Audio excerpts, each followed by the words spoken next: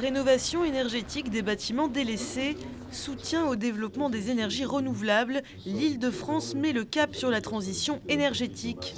Pour marquer l'adoption du schéma régional climat-air-énergie, Jean-Paul Huchon a visité la deuxième chaufferie biomasse d'Île-de-France. Nous pensons que c'est dans les régions et dans les collectivités locales qu'on peut agir beaucoup plus vite. On considère même que, en termes d'énergie renouvelable, le travail peut être fait à 70% par les collectivités locales. C'est une des raisons pour lesquelles, dans cette région qui est la plus dépendante en termes de sources d'énergie, nous n'avons pas de source d'énergie.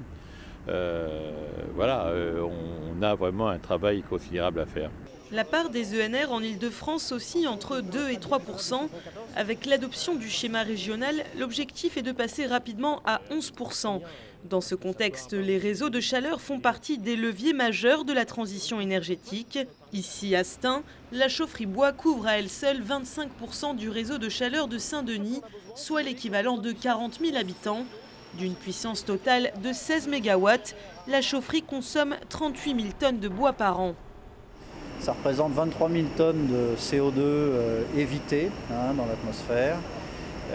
L'autre intérêt, c'est évidemment de pouvoir avoir une énergie qui soit décorrélée des évolutions du prix du pétrole, contrairement au gaz ou au fioul, et évidemment de diversifier le mix énergétique et de ne pas être dépendant d'une seule énergie. Et nous sommes bien entendu sur une énergie renouvelable certes, mais qui est stockable, que nous pouvons avoir en stock dans les massifs forestiers et évidemment ici sur la chaufferie in situ. Les cendres issues de la combustion sont ensuite valorisées. Elles serviront pour la plupart au revêtement des routes et pour les engrais. À ce jour, l'Île-de-France a cofinancé 41 opérations de chauffage biomasse de ce type. Pour compenser la forte dépendance énergétique des Franciliens, la région a également lancé une société d'économie mixte.